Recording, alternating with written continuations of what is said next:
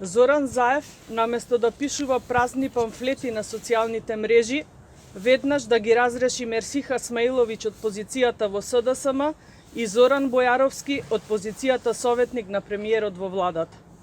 Антисемитизмот и говорот на омраза од функционери на СДСМ не смее да остане неказнет. Празната осуда, без конкретни дела, е поддршка за нападот на верска и национална основа врз Рашела Мизрахи од функционери на неговата партија. Неказнивоста сега ќе значи поддршка на расистичките и нацистичките тенденции во СДСМ.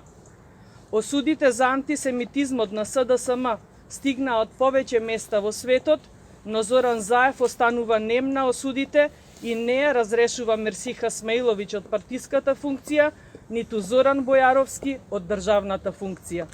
Сите го гледаме вистинското лице на Зоран Заев, тоа е лице на ширење на омраза и поделби.